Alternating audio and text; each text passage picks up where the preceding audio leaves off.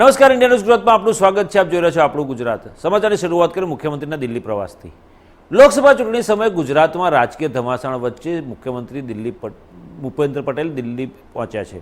ભૂપેન્દ્ર પટેલ દિલ્હી આવ્યા છે. રાજ્યની અલગ અલગ બેઠકો પર વિવાદ વચ્ચે મુખ્યમંત્રીનો દિલ્હીનો પ્રવાસ બહુ મહત્વપૂર્ણ માનવામાં આવી રહ્યો છે. આ ઉપરાંત મેનિફેસ્ટો કમિટીમાં સભ્ય હોવાના નાતે બેઠકમાં પણ મુખ્યમંત્રી ભૂપેન્દ્ર પટેલ ઉપસ્થિત રહેવાના છે. ભાજપના ઘોષણાપત્રને તૈયાર કરવાની ચર્ચા માટેની બેઠક યોજાવાની છે, જેમાં 2024ની ચૂંટણી માટે ઢંઢેરાને લઈને ચર્ચા થશે.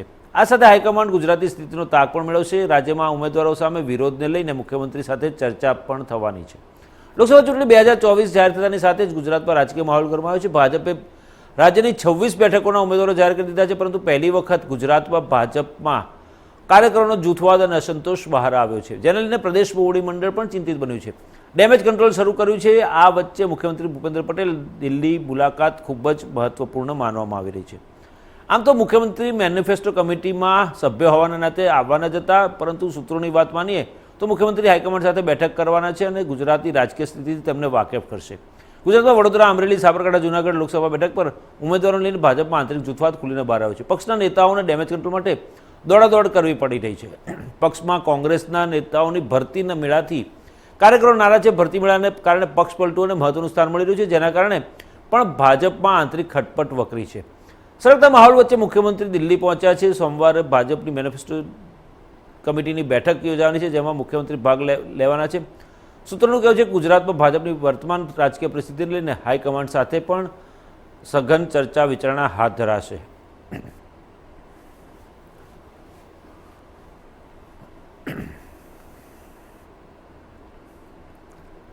રાજકોટ લોકસભા બેઠકના ઉમેદવાર પરસોત્તમ રૂપાલાએ ક્ષત્રિય સમાજ પર કરેલી ટિપ્પણીને લઈને વિરોધના શરૂ થયા છે. ત્યારે હવે સૂત્રો પાસેથી મળતી માહિતી મુજબ રૂપાલાને દિલ્હીનું તેડું આવ્યું છે. ક્ષત્રિય સમાજના વિરોધને લઈને દિલ્હી બોલાવ્યા હોવાની ચર્ચા સામે આવી છે, પરંતુ આપણે જણાવી દઈએ કે ક્ષત્રિય સમાજ ઉમેદવાર બદલવાની માંગ પર અડગ છે. સૂત્રોના જણાવ્યા પ્રમાણે પરસોત્તમ રૂપાલાને દિલ્હીથી ભાજપનું તેડું આવ્યું છે. જોકે તેમણે પત્રકારો સાથેની વાતચીતમાં આ બાબતે સ્પષ્ટ ઇનકાર કરી દીધો અને ખંડન કર્યું, અને સાથે સાથે એમ પણ જણાવ્યું કે 3જી અને 4થી તારીખે દિલ્હીના પ્રવાસ પર છું, એટલા માટે અહીંયા આગળ જે લોકલ પ્રચારનો જે કાર્યક્રમ હતો તેમાં 3 અને 4 રિઝર્વ રાખવામાં આવ્યા હતા, અને 3જી અને 4થી તારીખે દિલ્હીમાં છું, પરંતુ સરકારના કામથી હું જઈ રહ્યો છું દિલ્હી, એવું તેમણે સ્પષ્ટતા કરી હતી. જે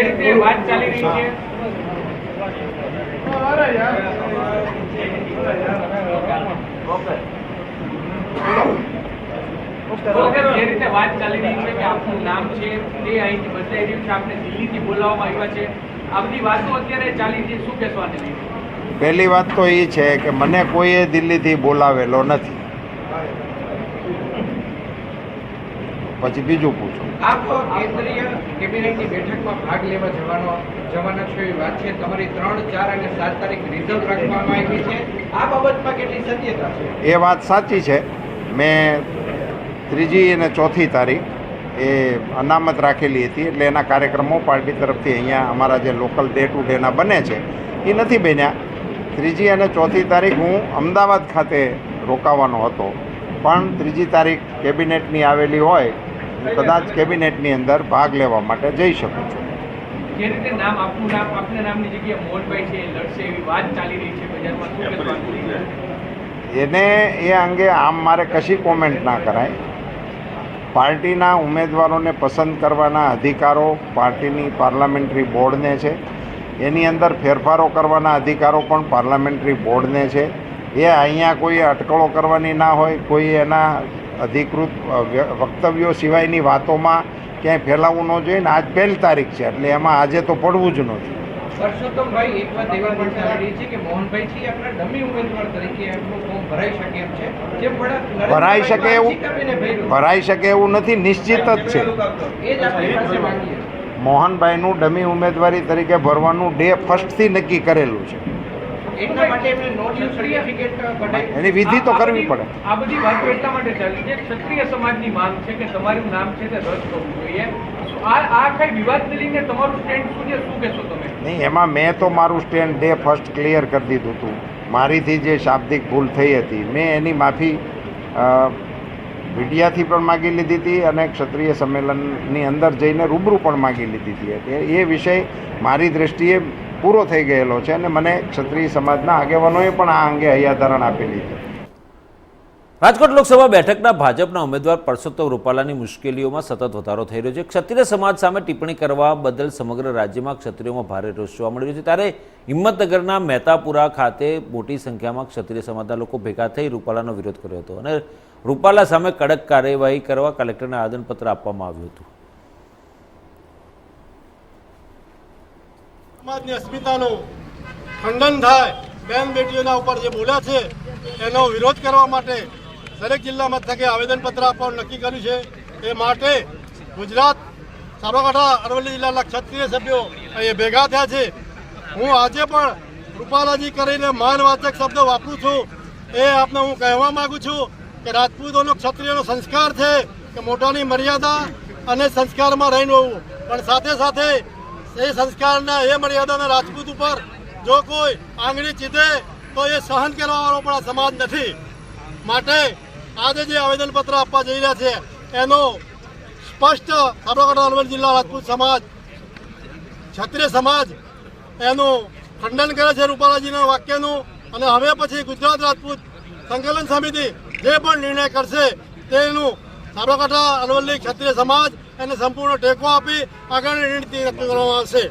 આજની માગણીમાં ગુજરાત રાજપૂત સંકલન સમિતિએ નિર્ણય કર્યો છે કે રૂપાલા સાહેબ જે રાજપૂતો માટે બોલ્યા છે એ માટે રૂપાલા સાહેબનું રાજકોટમાંથી નહીં ગુજરાતમાંથી એમને ટિકિટ રદ થવી જોઈએ એ અમારી માગણી છે. પરસોત્તમ રૂપાલાના વિરોધની આગ સુરત જિલ્લા સુધી પહોંચી છે. સુરત જિલ્લાના માંગરોળ તાલુકામાં રાજપૂત સમાજ પ્રગતિ મંડળ દ્વારા ભાજપના નેતા અને રાજકોટના લોકસભા બેઠકના ઉમેદવાર પરસોત્તમ રૂપાલાનો વિરોધ કરવામાં આવ્યો છે. રાજપૂત સમાજ વિશે અભદ્ર ટિપ્પણી કરતા રાજપૂત સમાજમાં ભારે નારાજગી જોવા મળી રહી છે. રાજપૂત સમાજના આગેવાનો દ્વારા મામલતદારને આવેદનપત્ર આપવામાં આવ્યું હતું. રાજપૂત સમાજ કોસંબા પ્રગતિ મંડળ દ્વારા આજ રોજ મામલતદારશ્રીને આવેદનપત્ર આપવામાં આવ્યું. એનું મુખ્ય કારણ રાજપૂત સમાજ હંમેશા વર્ષોથી ક્ષત્રિય સમાજે આજે રાષ્ટ્ર માટે, રાષ્ટ્રના નિર્માણ માટે બલિદાનો આપ્યા છે. એમણે નહોતો બેટી કે રોટીનો વ્યવહાર કરેલો. રૂપાલાજી એમનું ભાન ભૂલી અને જે એમણે જે શબ્દ વાપર્યા છે ક્ષત્રિય સમાજ વિશે, એના અંદર ક્ષત્રિય સમાજની અંદર ભાડેલો અગ્નિ છે. ખૂબ જ વિરોધ થયો છે અને એની સાથે ક્ષત્રિય સમાજ પણ હવે એક પણ ટિકિટ આપવી નથી. પક્ષ દ્વારા અન્યાય કરવામાં આવે છે. વર્ષોથી સમાજ સાથે આ રીતના અન્યાય ચાલી રહેલો છે ને તેના અનુસંધાનની અંદર તમારે ચૂંટણીલક્ષી તમારે જે જીતવા માટે એ જ સમાજને બદનામ કરવાની કોશિશ કરે છે. ને રૂપાલાજી પોતાના વક્તવ્યની અંદર જે એ પોતે સાહિત્યના જાણકાર હોવા છતાં જાણી જોઈને આ રીતના શબ્દ જો વાપરવામાં આવ્યો છે એની અંદર ક્ષત્રિય સમાજ ખૂબ જ વિરોધ નોંધાવે છે. અને હવે પછી ક્ષત્રિય સમાજ ગુજરાતની અંદર હવે પછી જે કંઈ સંકલન સમિતિ દ્વારા જે કંઈ નિર્ણય લેવામાં આવશે તેના અનુસંધાનની અંદર અમે આગળ કામ કરીશું. હવે ક્ષત્રિય સમાજ એક થઈ ગયો છે. એનું કોઈપણ વ્યક્તિ તથા કોઈપણ પક્ષ ધ્યાન રાખે અને વાણી વિલાસ ના કરે એવી ક્ષત્રિય સમાજની માગણી છે. એની સાથે અમે અહીંયા આગળ આજે આવેદનપત્ર આપ્યું છે. શું આવેદનપત્રમાં શું માંગણી કરવામાં? આવેદનપત્રની અંદર અમે જેમણે આ સમાજને બદનામ કરવાની કોશિશ કરી છે અને જેમની લાગણી દુભાવી છે એવા રૂપાલાની ટિકિટ રદ કરવામાં આવે અને એમની સામે કાયદાકીય કાર્યવાહી કરવામાં આવે. ઉમેદવારની પસંદગી કરવામાં ભાજપે આ વખતે કાચું કાપ્યું હોય એવું લાગી રહ્યું છે, જેના કારણે ભાજપમાં વિરોધ વંટોળ શાંત થતો જ નથી. તેમાં પણ સાબરકાંઠામાં તો ઉમેદવાર બદલ્યા પછી પણ ઉમેદવાર બદલ્યો તેવી માંગ ઉઠી છે. જો સાબરકાંઠામાં ઉમેદવાર બદલાય તો ભાજપના ઉમેદવાર શોભના બારૈયાની ટિકિટ અને નોકરી બંને ગુમાવવાનો વારો આવે તેમ છે. સાબરકાંઠામાં ભાજપ હાઈકમાન્ડે ભીખાજી ઠાકોરને ટિકિટ આપી હતી. ત્યારબાદ અટક મુદ્દે એટલી હદે વિવાદ વકર્યો કે ઉમેદવાર બદલવા મજબૂર થવું પડ્યું. ભાજપે ભીખાજી ઠાકોરને બદલે પક્ષપલટુ ધારાસભ્ય મહેન્દ્ર બારૈયાના પત્ની શોભના બારૈયાની પસંદગી કરી. આમ છતાં હજુ ઉમેદવાર બદલવાને લઈને વિવાદ શમ્યો નથી. વિવાદ ઠારવા માટે ખુદ ગૃહ રાજ્યમંત્રીને હિંમતનગર દોડવું પડ્યું હતું. આ ઉપરાંત પરિસ્થિતિને જોતા ખુદ મુખ્યમંત્રીએ સ્થાનિક ધારાસભ્ય આગેવાનોને તેડું મોકલીને 5 કલાક સુધી તેમના નિવાસસ્થાને 1-to-1 બેઠક કરવી પડી હતી. દરમિયાન ભાજપના ઉમેદવાર શોભના બારૈયા શિક્ષિકા તરીકે નોકરી કરે છે. ટિકિટ મળતા જ તેમણે સ્વૈચ્છિક નિવૃત્તિ માટે અરજી કરી હતી, જે શિક્ષણ વિભાગ દ્વારા મંજૂર કરી દેવામાં આવી છે. બીજી તરફ શોભના બારૈયાને પણ બદલવા રાજકીય કવાયત ચાલી રહી છે. સાબરકાંઠા અને અરવલ્લીના ભાજપના નેતાઓએ જ મુખ્યમંત્રી સાથેની બેઠકમાં એક સુરે આ વાત કરી હતી. પક્ષ પલટુઓ કોઈ પણ ભોગે નહીં ચાલે, એવું હોય તો ભીખાજી ઠાકોરને ટિકિટ આપો, નહીંતર સાબરકાંઠા બેઠક ભાજપને ગુમાવવી પડશે. આ જોતાં ભાજપ પ્રદેશ નેતાગીરીએ એક રિપોર્ટ દિલ્હી હાઈકમાન્ડને મોકલ્યો છે. ચર્ચા છે કે જો શોભના બારૈયાને ઉમેદવાર તરીકે બદલવામાં આવશે તો તેમણે ટિકિટ જ નહીં, નોકરી પણ ગુમાવવાનો વારો આવી શકે છે.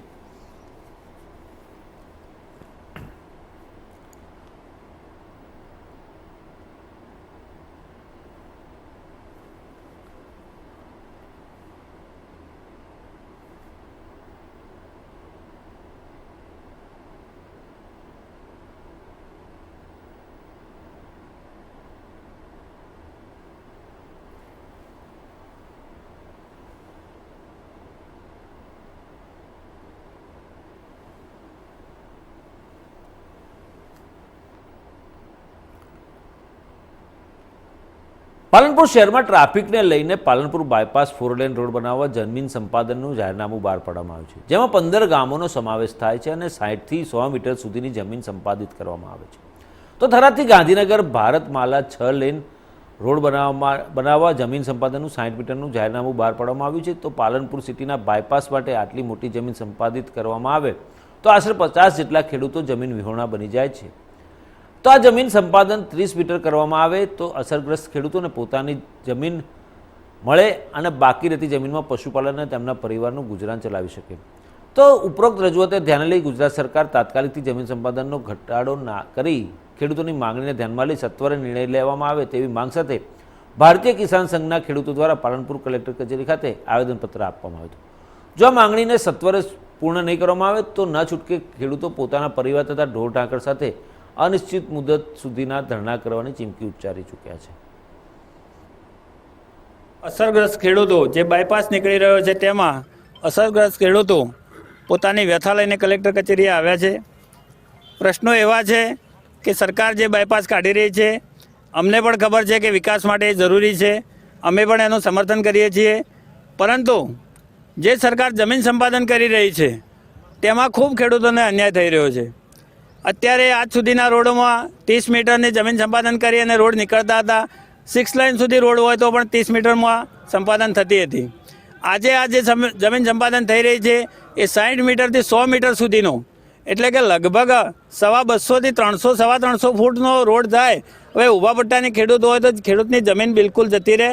મારા 60 થી 70 ખેડૂતો એવા છે કે એમને જમીન વિહોણા થઈ જાય છે. આવી પરિસ્થિતિમાં સરકારે ખેડૂતો સાથે, ખેડૂત આગેવાનો સાથે સંકલન કરી અને વચ્ચેનો રસ્તો કાઢવો પડે. ના કાઢવો પડે તો આ 15 ગામના જે ખેડૂતો છે એ ખેડૂતો જમીન વિહોણા થાય, એમને જોડે બીજે સરકારને જમીન આપવા માટેની પણ કોઈ જોગવાઈ નથી. જો સરકાર અમને જમીન આપતી હોય તો અમારે રૂપિયો જોઈતો નથી. અમે પૈસા માટે નથી જીવતા, પરંતુ અમારા છોકરા રખડી જાય એમને કોઈ રોજગારમાં આપવા માટે કે જમીન આપવા માટેની પણ સરકારને જોગવાઈ નથી. આવી પરિસ્થિતિમાં અમે આજે કલેક્ટર કચેરીએ પ્રથમ રજૂઆત કરવા માટે આવ્યા છે કે ભાઈ જમીન સંપાદન કર્યું હોય તો 30 મીટર જમીન સંપાદન કરી અને તમે સારો રોડ કાઢો, અમે તમને સપોર્ટ કરીશું. જો આવું નહીં કરવામાં આવે તો આવનાર સમયમાં અનિશ્ચિત મુદ્દતના ધરણા થશે, ખૂબ મોટા કાર્યક્રમો થશે અને ખેડૂતો ના છૂટકે આંદોલન પર ઉતરશે. અને આવું નહીં કરે સરકાર તો જે મારા જમીન વિહોણા ખેડૂતો થઈ જાય છે, બહેનો થઈ જાય છે, વિધવા બહેનો છે, આ કદાચ આત્મહત્યા કરશે તો એની પણ જવાબદારી સરકારને લેવી પડશે અને સરકારને એમાં પીછમાં આવવો પડશે. સમાચારમાં આગળ વધીને વાત કરીએ તો દક્ષિણ ગુજરાત સુગર મિલના ભાવની. આમ તો માર્ચ મહિનાની 31 તારીખ પર ખેડૂતોની નજર સુગર મિલ તરફ હોય, કેમ કે આ દિવસોમાં ભાવ શેરડીના ટન દીઠ નક્કી થતા હોય છે. જોકે આ વખતે એપ્રિલના પ્રથમ વીકમાં એટલે કે આજે પહેલા દિવસે તમામ સુગર મિલોએ પોતાના ભાવની જાહેરાત કરતા ખેડૂતોમાં ખુશીનો માહોલ જોવા મળ્યો. ત્યારે ઓલપાડ તાલુકાની સાયણ સુગર ફેક્ટરીએ શેરડીનો ટન દીઠ પ્રથમ ભાવ ₹3356 જાહેર કરાયો હતો. દક્ષિણ ગુજરાતમાં સૌથી વધુ શેરડીની ખેતી કરવામાં આવે છે અને ગુજરાતમાં સૌથી વધુ સુગર મિલ દક્ષિણ ગુજરાતમાં છે. આ સુગર મિલ સહકારી ધોરણે નહીં, નફો નહીં ખોટના ધોરણ મુજબ ધંધો કરે છે. ત્યારે વાત કરવામાં આવે તો ઓલપાડ તાલુકાની સાયણ સુગર ફેક્ટરીના ચેરમેન રાકેશ પટેલની અધ્યક્ષતામાં મળેલી બોર્ડ મિટિંગમાં ઓક્ટોબરથી જાન્યુઆરી માસ સુધીનો પ્રતિ ટન દીઠ ભાવ ₹3356, ફેબ્રુઆરીનો ₹3456, માર્ચનો ₹3506 ભાવ તેમજ એપ્રિલનો ₹3556 જાહેર કરાયો હતો. જ્યારે આ ભાવમાંથી માત્ર ₹6 કપાત સભાસદ બચત પેટે જાહેરાત કરી હતી. બોર્ડના ડિરેક્ટર આ બેઠકમાં બોર્ડના ડિરેક્ટર્સ પણ ઉપસ્થિત રહ્યા હતા. સુગર મિલ પર ખેડૂત સભાસદો પણ ઉપસ્થિત રહ્યા હતા. આજે સાયન્સ સુગર ફેક્ટરીની બોર્ડ મિટિંગમાં પિલાણ સિઝન 2023-24ના ફાઇનલ ભાવ નક્કી કરવામાં આવ્યા તે પ્રમાણે સાયન્સ સુગર ફેક્ટરીએ 3356 ઓક્ટોબરથી જાન્યુઆરી સુધીના પાડ્યા છે. ફેબ્રુઆરીના 100 ઇન્સેન્ટિવ સાથે 3456, 150 રૂપિયા ઇન્સેન્ટિવ સાથે માર્ચના 3506 અને 200 રૂપિયા ઇન્સેન્ટિવ સાથે 3556 ફાઇનલ ભાવ અમારી 6 રૂપિયા કપાત કરવામાં આવશે. રાકેશભાઈ, અન્ય સુગરોના ભાવની જો વાત કરીએ તો કઈ સુગરે હાલ ભાવ પાડ્યા છે? અત્યારે ફક્ત 4 સુગર ફેક્ટરીના અત્યારે મારી પાસે જે ડેટા આવ્યા છે તે પ્રમાણે સાયણ, ચલથાણ, બારડોલી અને કામરેજ, જેમાં ચલથાણ સુગર ફેક્ટરીએ 3206 પાડ્યા છે, બારડોલી સુગરે 3423 પાડ્યા છે અને કામરેજ સુગરે 3651 પાડ્યા છે, 3351 પાડ્યા છે. રાકેશભાઈ, ખાસ કરીને સાયન્સ સુગરે જે ભાવ પાડ્યો છે, ડિફરન્સ આપ્યો છે, ખેડૂતોને આનાથી શું આવ્યું? જે પ્રમાણે ગયા વર્ષે આપણે 3206 પાડેલા અને એની સામે 3356 પાડ્યા છે, તે 150 રૂપિયાનો ભાવ વધારો આપણને આપણે સાયન્સ સુગર ફેક્ટરી આપી શકીએ છીએ. ગયા વર્ષે જે ભાવ પાડવામાં આવેલો તેમાં 1,20,000નું ક્રસિંગ ઓછું હોવા છતાં પણ આપણે ભાવ સારો પોષણ સંસ્થા અને સભાસદોના હિતમાં આપણે ચૂકી શકીએ છીએ. સરકાર મધ્યસ્થીકરણ અને ટેકાનો ભાવ જો પોષણક્ષમ જો સરકાર જો નક્કી કરે તો સુગર મિલરને કેટલો ફાયદો?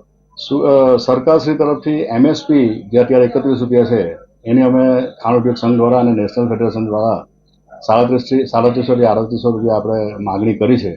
જો સરકારશ્રી તરફથી એમએસપીનો ભાવ જો વધારવામાં આવે તો હજુ પણ આપણે ખેડૂતોને આપણે સારા પોષણનો ભાવ આપીશું. ઓલપાડ તાલુકાના ખોબા જેવડા રાજનગર ગામના ખેડૂત પુત્ર અજયસિંહ ઠાકોર નાનપણથી જ આર્મીમાં જવાનું સ્વપ્ન રાખી રહ્યા હતા અને પોતાના સ્વપ્નને સાકાર કરવા મહેનત પણ કરી અને 9 મેકેનાઇઝ્ડ ઇન્ફેન્ટ્રી રેજિમેન્ટમાં 17 વર્ષની નોકરીમાંથી નિવૃત્ત થઈ પોતાના વતન રાજનગર આવતા અજયસિંહનું ભવ્ય સ્વાગત કરાયું હતું. ડીજે પર દેશભક્તિના ગીતો સાથે આખું ગામ ઝૂમી ઉઠ્યું હતું. ગામની શાળાના બાળકો, યુવાનો હાથમાં તિરંગા લઈ ભારત માતા કી જયના નારા લગાવ્યા હતા. આખું ગામ દીકરાને વધાવવા માટે ઉમટી પડ્યું હતું. જી, હું ઠાકોર અજયસિંહ હરિસિંહ, ગામ રાજનગર, તાલુકો ઓલપાડ, જિલ્લો સુરતનો રહેવાસી છું અને મારી શરૂઆત નાનપણથી જ મારી ગુજરાતી શાળા દરમિયાન જેમાં સ્કાઉટ ગાઈડ પરેડ વગેરેથી અને જે આપણે મોટિવેશનલ મૂવીઝ જોતા હોય, આપણા દેશભક્તિની મૂવીઝ જોતા હોય તેનાથી હું ખુદ સેલ્ફ મોટિવેટ થયો હતો અને મારી નાનપણથી ખૂબ ઈચ્છા હતી ભારતીય સેનામાં જોડાવાની અને જે મેં મારું લક્ષ્ય છેલ્લે પૂરું કર્યું અને ત્યારબાદ ભારતીય સેનામાં જોડાયો 2007ની અંદર, માર્ચ 2007ની અંદર અને સર્વપ્રથમ મને સેન્ટર મળ્યું મેકેનાઇઝ ઇન્ફેન્ટ્રી રેજિમેન્ટ સેન્ટર, જે હાલ અહેમદનગર મહારાષ્ટ્રમાં છે અને ત્યાર પછી મારી સંપૂર્ણ ટ્રેનિંગ 1 વર્ષની તાલીમ પૂરી કર્યા પછી હું મારી રેજિમેન્ટ 9 મેક ઇન્ફેન્ટ્રી અંદર દાખલ થયો અને ત્યાર પછી મારી ટોટલ 17 વર્ષની સર્વિસ હતી મારા પ્રમોશન રેન્કના હિસાબથી, જે મેં સહી પૂર્ણ કરી છે અને ઘણા એવા ઇન્સિડન્ટ હતા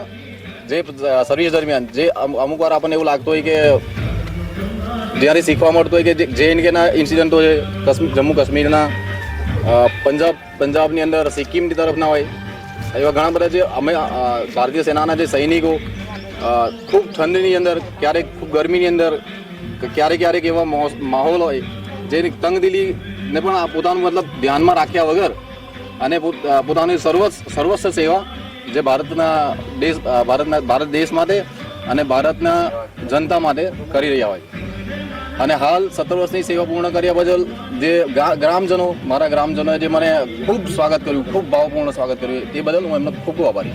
બાપુજા, દેશની સેવા કરીને આવ્યા છો, હવે વતનની સેવા કરવાનો મોકો આપણી પાસે આવશે. ગામના અનેક યુવાઓ છે બીજા, તેઓને શું પ્રેરણા આપશો? શું ગ્રામના દરેક જે અત્યારે ભણતા અભ્યાસ કરતા વિદ્યાર્થીઓ ફરી હું એમ કહીશ કે હાલ કોઈ પણ હોય ભારતીય સેનાની અંદર રહીને, મતલબ કે ભારતીય એરફોર્સ, ભારતીય નેવી અને ભારતીય આર્મી સેનાની અંદર જોડાઈને સેવા કરે ખૂબ અને એવી આશા રાખું. ઓલપાડ તાલુકાનું જે રાજનગર ગામ છે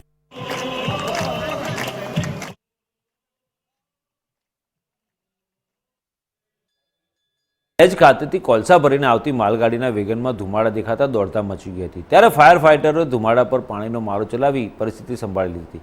મળતી માહિતી અનુસાર દહેજથી કોલસા ભરીને ભરૂચ તરફ આવતી માલગાડીના વેગનમાં સમની જંકશન નજીક અચાનક ધુમાડા દેખાતા ભારે દોડધામ મચી ગઈ હતી. આ ઘટના અંગે તરત જ ફાયર વિભાગને જાણ કરતા ફાયર ફાઇટર્સ ઘટના સ્થળે પહોંચ્યો હતો અને પાણીનો મારો ચલાવીને ફાયર ફાઇટરોએ પરિસ્થિતિને અંકુશમાં લીધી હતી. આ ઘટનાના પગલે સ્થળ પર લોકોના ટોળે ઉમટી પડ્યા હતા. જોકે સમયસર આ આગ જેવું લાગતું હતું તેને ઓલવી દેતા મોટી દુર્ઘટના ટળી હોવાનું પણ જાણવા મળી રહ્યું છે.